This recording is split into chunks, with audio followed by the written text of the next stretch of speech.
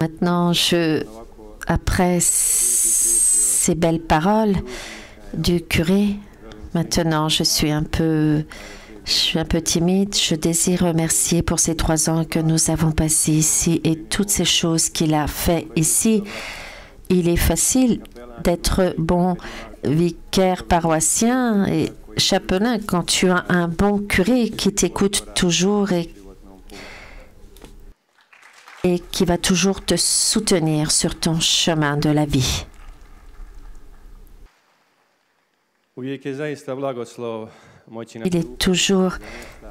C'est une bénédiction d'être ici sur cet autel et de témoigner.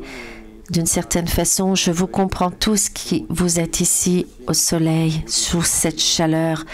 Et moi aussi, avec mes 15 ans, 16 ans, je suis venue la première fois au Mladi Fest. Et pendant 2 ans, 3 ans, je passais tout ce temps pendant 5-6 jours ici, sous la chaleur. Et voilà, c'est vraiment une bénédiction maintenant pour moi d'être ici de l'autre côté et de partager quelques pensées de ma vie, mon expérience. Ici, dans cette catéchèse, je m'arrêterai sur le thème de Festival des jeunes que vous connaissez tous. Apprenez de moi et vous trouverez la paix. Au début, je voudrais courtement lire un texte évangélique où est pris. Il s'arrêtera ce texte du texte de Matthieu et « Venez à moi, vous tous qui peinez et ployez sous le fardeau, et moi je vous soulagerai. Chargez-vous de mon joug et mettez-vous à mon école, car je suis doux et humble de cœur, et vous trouverez soulagement pour vos âmes. Oui, mon joug est aisé et mon fardeau léger. » Au commencement, je désire courtement m'arrêter pour ce mot « apprendre », ce verbe. Hier, une belle caractéristique, nous, dans notre vie, nous pouvons apprendre certaines choses. Nous pouvons prendre un livre, voir comment quelqu'un fait quelque chose et par la suite, essayer de faire nous-mêmes la même chose. Mais apprendre est une figure importante et le rôle du professeur, celui qui va s'efforcer d'apprendre les autres. Il est toujours bon quand quelqu'un, par l'exemple de sa vie, te montre comment fonctionnent certaines choses et pas seulement te dit voilà, tu fais ça et ça de telle et telle façon. Moi, une belle figure de mon professeur, de mes journées d'étudiants, par la suite au collège, au lycée, à la faculté, après par tous les éducateurs dans ma vie de prêtre. Il est toujours bon de rencontrer son éducateur, même si nous n'étions pas toujours d'accord.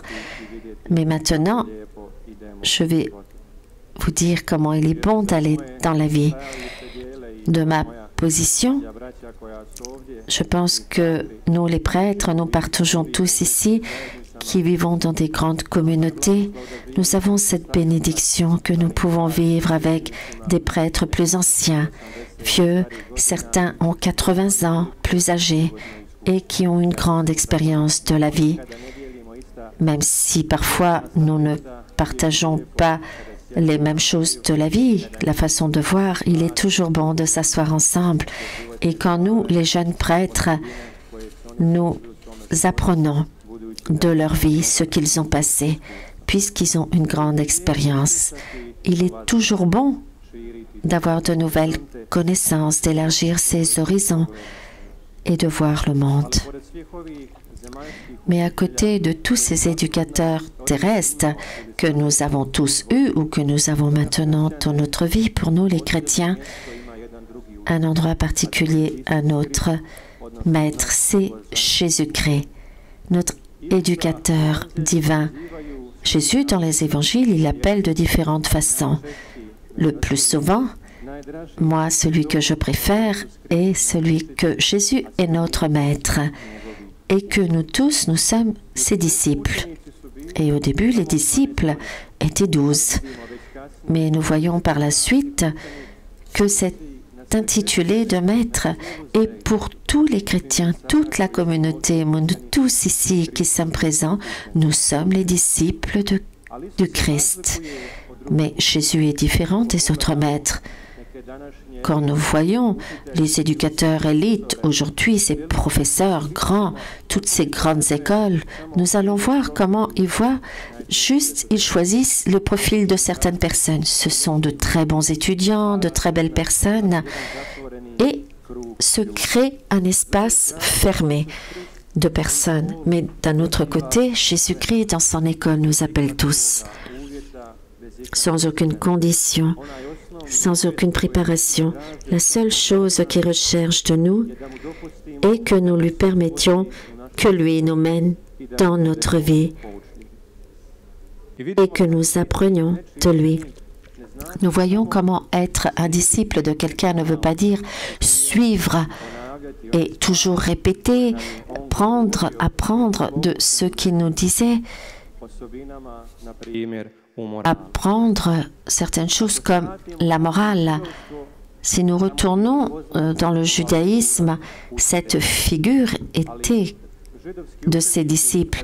Mais les disciples juifs, quand ils prenaient la connaissance, ils pouvaient abandonner leur maître et par la suite aller et eux éduquer par la suite. Ils n'avaient plus besoin de leur maître. Mais nous, à la différence d'eux, nous sommes toujours appelés à être auprès de son maître et le suivre, lui tout d'abord, sa personnalité, son exemple, et par la suite toutes ces paroles et ces choses par lesquelles il nous a éduqués dans sa vie. Que veut dire apprendre de Jésus? Ce qu'il nous dit dans l'Évangile d'aujourd'hui. Apprendre de Jésus, cela veut dire être auprès de lui, se tenir fortement à lui, être toujours auprès de lui, aller vers lui, le suivre, aller à ses pas et partager son regard concernant ce monde. Et chacun de nous peut se poser la question de qui j'apprends dans ma vie. Quand j'ai le besoin d'une connaissance, vers qui vais-je aller? Il y a beaucoup de maîtres, d'éducateurs, pas ceux qui sont directs, mais nous voyons comment les médias, tout particulièrement les réseaux sociaux, d'une façon indirecte, désirent nous façonner et ils désirent être nos professeurs. Et courtement, je désire m'arrêter sur nous, comme les disciples du Christ, sur certaines qualités que nous devrions avoir dans nos vies, en partant toujours de certains événements de l'Évangile. Revenons au début de l'Évangile d'hier que nous avons écouté. Pendant le temps de la célébration eucharistique d'hier, nous avons entendu comment Pierre a dit que Jésus-Christ est le Fils de Dieu. Malgré cette grande chose que le Père a révélée, lui, après cela, il fait une faute incompréhensible qu'on ne comprend pas. Lui, comme le disciple du Christ, il tire son maître, il le prend de côté et il désire l'éduquer. Le disciple essaye d'éduquer son maître. Tout simplement, cela ne lui plaisait pas que Jésus devait souffrir et qu'il devait prendre sa croix. Car Pierre n'imagine pas un tel Dieu. Pierre désire être l'éducateur à Jésus au lieu de lui permettre que Jésus l'éduque. Voilà, c'est la première caractéristique que nous devrions avoir, nous, en tant que disciples. Être toujours celui qui va être éduqué et permettre au Seigneur qu'il nous mène dans la vie. À ce moment-là, Jésus dit à Pierre une chose. « Pars, Satan, va-t'en de moi. » Mais ceux qui s'y comprennent mieux dans les traductions, les spécialistes disent, comment il dit, « Pierre, tu dois aller à ma suite. » C'est le but de Disciples, pas que Jésus nous suive, mais que nous soyons toujours à la suite de Jésus, que nous permettions que lui nous mène. Même si dans beaucoup de choses, dans des grands événements, nous ne comprendrons pas, mais cela, il cherche de nous la confiance de se remettre complètement comment Dieu va nous mener. Nous désirons changer de temps en temps Dieu, au lieu de permettre que Dieu, lui, par la prière, nous change.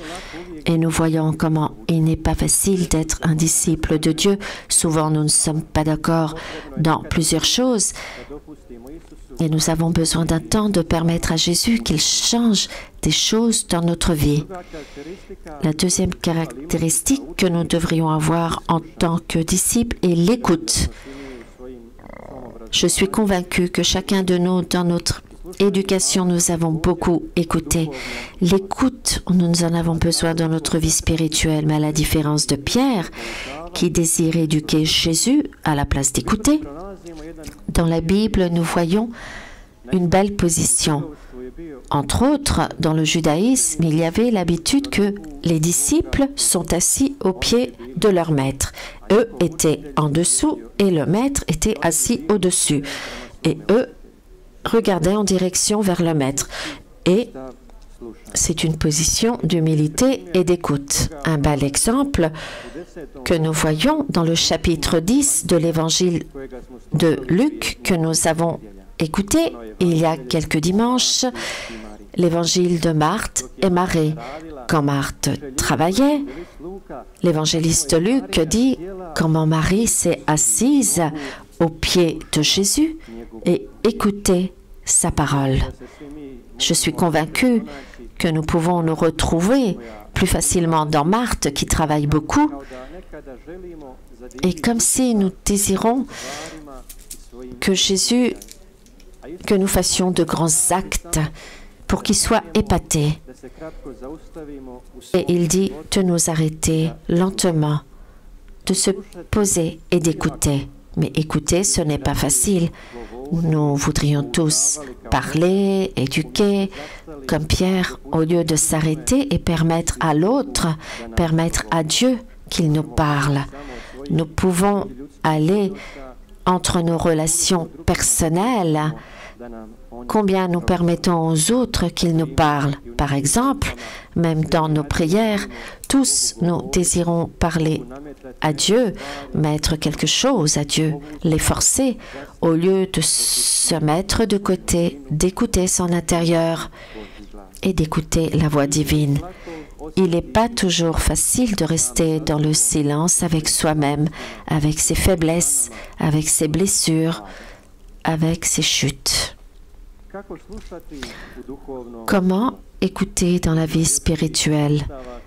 Une belle expérience en tant que prêtre que j'ai vécue ici à Medjugorje. Et de toute façon, l'expérience de l'adoration et le silence qui est pendant ce temps-là. Il y a quelques jours, quand il y a eu la prière devant la croix et la prière avec les bougies, même avec la multitude de nombre de personnes qui étaient présentes ici du monde entier, après la lecture et la méditation et les chants, il y avait un silence immense. Il est difficile de trouver dans un autre endroit une telle expérience, quand des milliers et des milliers de personnes peuvent se taire, se mettre à genoux devant le Seigneur et lui permettre que lui parle.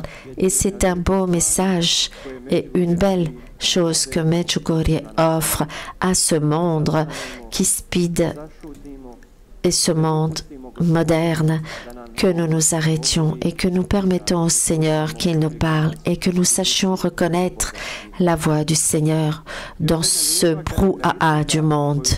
Et encore une belle caractéristique que nous sommes appelés à avoir en tant que disciples, être ouverts et prêts au changement. Dans différents endroits de l'Évangile, nous voyons comment Jésus éduquait ses disciples la nuit et leur expliquait certaines choses. Un bel exemple d'un discours dans la nuit, nous voyons dans le chapitre 3 de l'Évangile de Jean, quand Nicodème vient à Jésus. Et au commencement de cette discussion, Nicodème lui dit avec l'appel, avec la parole maître. Et nous savons comment Nicodème était un éducateur, un maître reconnu en son temps. Il est difficile dans le monde actuel, deux éducateurs, deux professeurs qui sont prêts à discuter et permettent l'un à l'autre de les éduquer. Nicodème permet à Jésus de l'éduquer. Et chez lui, nous remarquons l'ouverture et d'être prêt au changement, ce qui est très important. Nicodème, comme nous, ne comprenait pas entièrement ce que Dieu lui dit. Il est utile un certain temps de voir à l'effort ce que Dieu nous dit, mais il est très important d'être ouvert, avec un cœur ouvert et ne pas être fermé. La caractéristique n'est pas belle quand nous voyons certaines personnes qui jamais ne désirent changer leurs idées et leurs pensées. Il est difficile de travailler avec eux, car ils désirent toujours éduquer les autres et ne pas permettre aux autres que de temps en temps ils soient éduqués. Énonçons l'exemple de la Vierge Marie. Avant 3 jours, le jour commémoratif de la Vierge, c'est quand l'ange Gabriel vient à la Vierge Marie.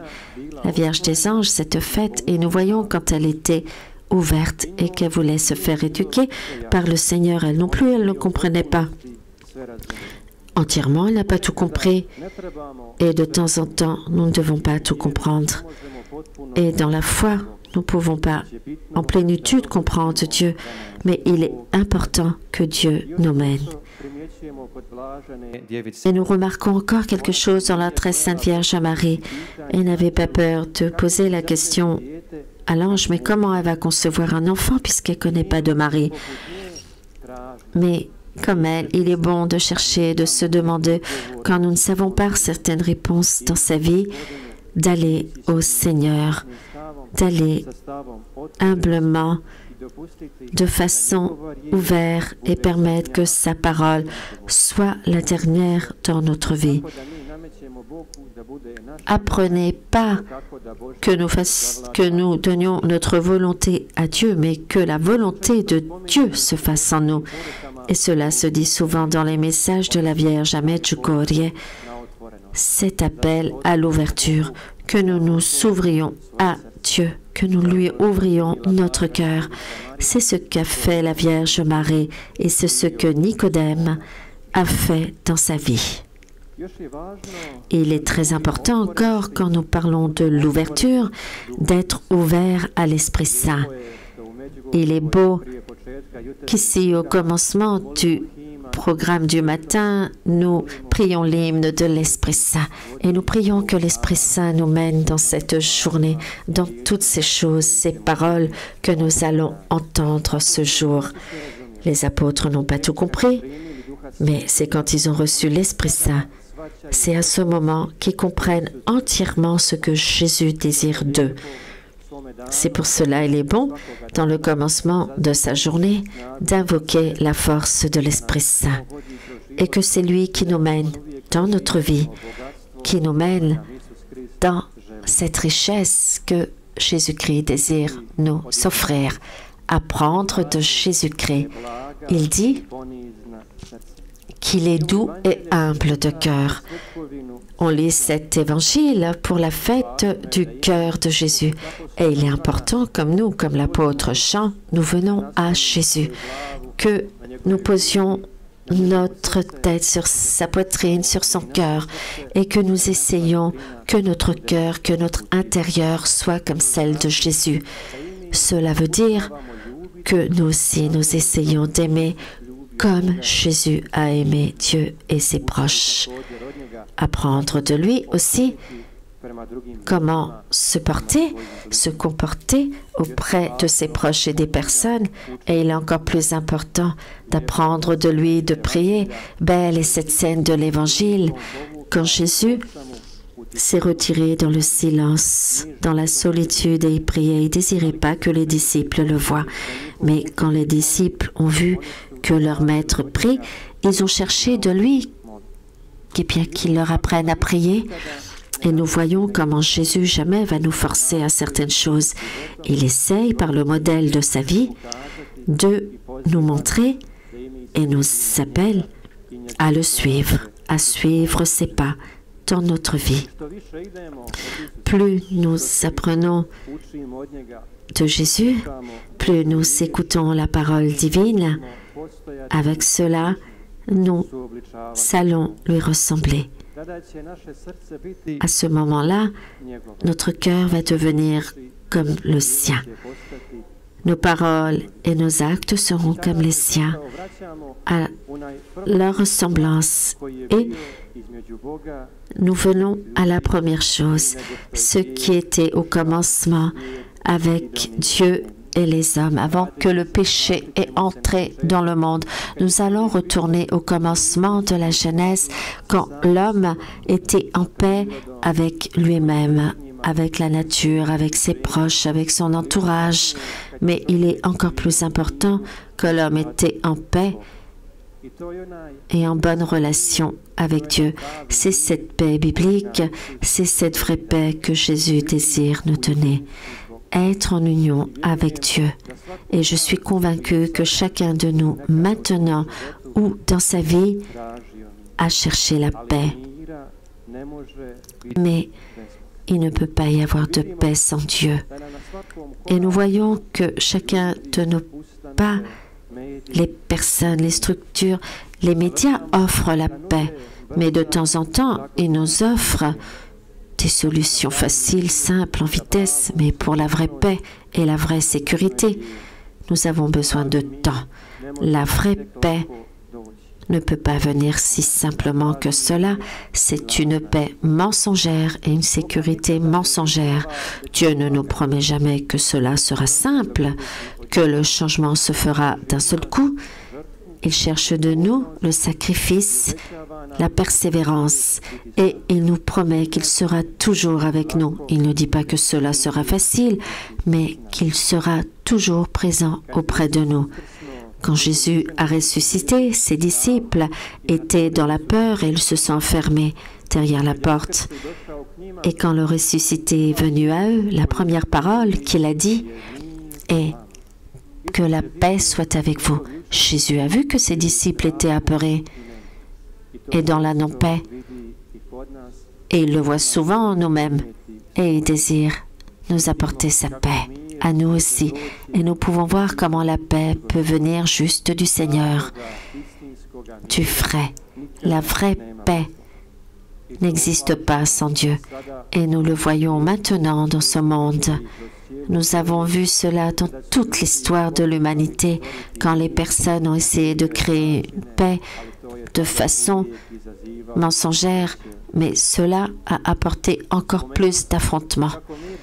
J'ai énoncé comment la paix, cela veut dire être en union avec le Seigneur, mais nous savons qui détruit cette union, cette harmonie, c'est toujours le péché. C'est le péché qui détruit cette paix qui est à la source, qui était cette union entre Dieu et les hommes. Je pense que chacun, nous avons fait l'expérience, cette expérience du péché qui a la place, qui nous apporte la paix, peut nous apporter une paix très passagère, mais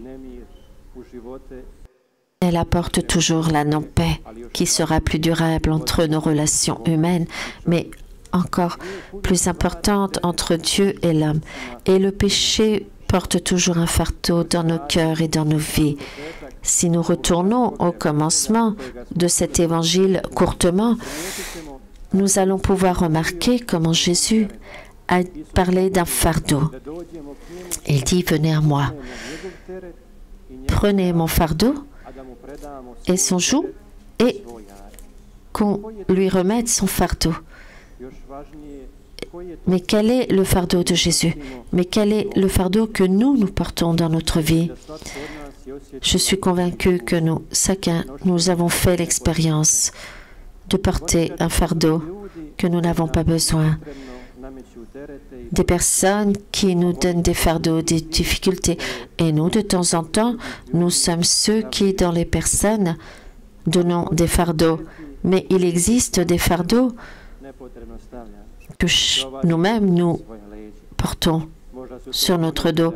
Ce sont de temps en temps des mauvaises décisions, des mauvaises paroles, des mauvais actes, mais la plupart du temps, c'est le péché qui est le plus grand des fardeaux dans notre âme. Et de temps en temps, nous prenons l'habitude de ces fardeaux. Cela n'est pas bon. Nous ne devons pas avoir l'habitude de ce péché et avoir peur d'aller au sacrement de la confession pour abandonner ce fardeau. Me préparant à cette catéchèse, je me suis souvenu d'un exemple que j'ai vécu en discutant avec une personne il y a quelques mois. Elle m'a témoigné comment, à un moment de sa vie, elle a décidé de faire un tournant et de prendre une autre direction dans sa vie. Elle témoigne comment elle s'est confessée ici, s'est convertie et allée à la suite de Jésus. Et quelques années, tout allait bien. Et d'un seul coup, elle a chuté. Elle a fait juste un péché qui n'était pas si grand et elle n'avait pas la force de venir à la confession. Elle avait peur. Elle avait peur de remettre ce fardeau à Dieu. Elle avait peur de cette chute à nouveau. Elle a pris à nouveau son ancien fardeau sur son dos, le fardeau de son péché, pour lequel elle n'avait pas besoin de le porter quelques mois et même quelques années. Mais pour enlever ce fardeau, nous n'avons pas besoin de beaucoup. Vous avez remarqué dans ce cadre ici, la croix de Saint Damien. C'est la croix qui a une grande importance pour nous, les franciscains. Cette croix vient d'une période où Jésus n'est pas démontré dans une position de souffrance, mais si vous regardez son visage, vous allez voir comment Jésus est dans la joie, comment ce regard est doux, comment ses mains sont étendues, comment il nous appelle que nous venions à lui. Et significatif, cette croix est au-dessus de l'autel, comme s'il nous appelle que l'autel est cet endroit de cette rencontre et que l'autel est cet endroit où il désire que nous lui remettons nos fardeaux. Mais il y a encore un endroit dans lequel nous lâchons nos fardeaux, c'est le confessionnal et le sacrement de la confession.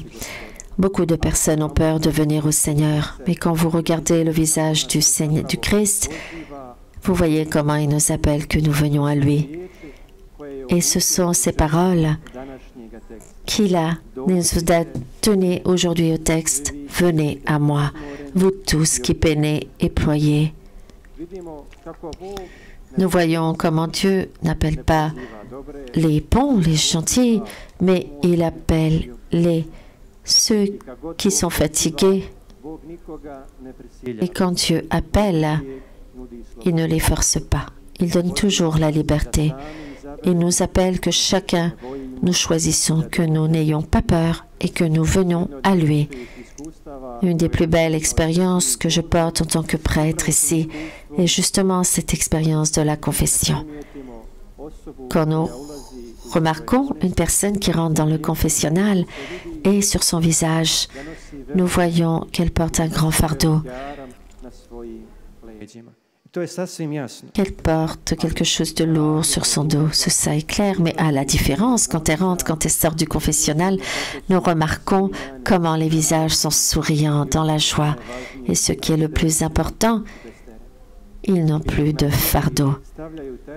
Et quand les autres nous donnent des fardeaux, Dieu est toujours celui qui nous les enlève. Et dans son entourage, souvent, nous n'acceptons pas les personnes qui ont des difficultés, des problèmes, mais nous voyons comment notre Dieu, notre Maître, est différent. Et il appelle justement ces personnes. Et je suis convaincue, nous pouvons tous nous retrouver dans ces choses. Jésus dit qui désire nous donner la paix et prendre nos fardeaux que nous portons nous-mêmes et nous donner la vraie paix. Mais Jésus dit que nous prenions son joug et que nous remettons nos fardeaux, prenons le sien. Nous voyons comment Jésus nous promet pas la vie sans croix et sans fardeau, mais son fardeau et sa croix est beaucoup plus léger que les croix et les fardeaux que nous créons nous-mêmes. Quand Jésus promet cela, il ne dit pas que ce sera facile, il dit qu'il sera toujours auprès de nous et qu'il nous aidera dans nos vies. Dans la traduction biblique croate, il y a une belle intitulée « L'appel du salut ». Le message de Jésus, notre salut et notre bonheur éternel. Mais ce bonheur et cette paix, nous ne pouvons pas l'acquérir de nous-mêmes. Et nous ne pouvons pas l'acquérir sans Dieu. Ici, nous, à Medjugorje, nous honorons la Vierge comme la reine de la paix. Et c'est la paix, le plus important des messages, et la parole qui se répète dans ces messages. Elle nous appelle à la paix qui doit régner entre Dieu et les hommes. Et c'est pour cela, tant que vous êtes ici à Medjugorje, de façon particulière, quand vous serez dans des moments de concentration, de silence, au moment de l'Eucharistie, de l'adoration, essayez de voir ce qui vous prend votre paix, les choses, les personnes, celles qui vous apportent la non-paix au lieu de vous donner la paix. Essayez d'être plus proche de Dieu, de vous approcher de lui. Et la paix va venir lentement dans nos vies. Dieu est celui qui nous apporte la paix, mais il cherche de nous que nous apportions la paix auprès des autres personnes. À un endroit, quand il envoyait ses disciples, la première chose qu'il leur dit est qu'ils disent aux autres personnes, « Paix soit dans cette maison ». Et il dit, si quelqu'un est ami de cette paix, la paix restera là. Une belle parole. Être l'ami de la paix, le porteur de la paix. Comme Jésus dit dans les béatitudes, et nous voyons comment les bons actes dépendent de nous si la paix restera dans nos vies. Cela dépend si nous allons accepter le message divin. Malheureusement, nous ne pouvons peut-être pas apporter la paix dans le monde et dans la vie des autres personnes.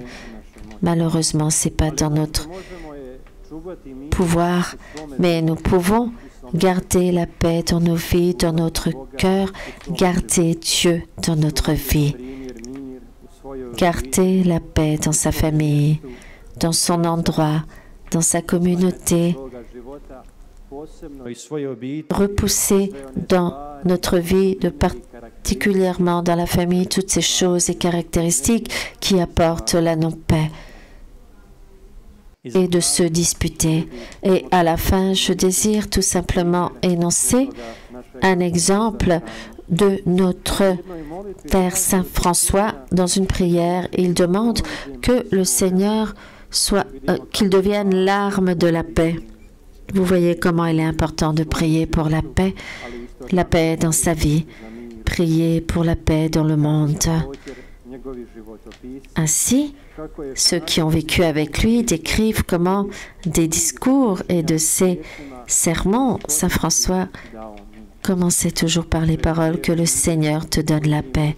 C'est un bel exemple que nous pouvons prendre dans nos relations humaines, que nous, comme Saint François et comme les disciples du Christ, toujours nous commençons nos discussions avec cette salutation de la paix, et que nous, comme Saint François, nous soyons des personnes de la paix. Mais pour avoir la paix dans notre vie, pour être en paix avec Dieu, c'est à partir de ce moment-là que nous allons pouvoir offrir la vraie paix. Que le Seigneur vous offre sa paix. Merci.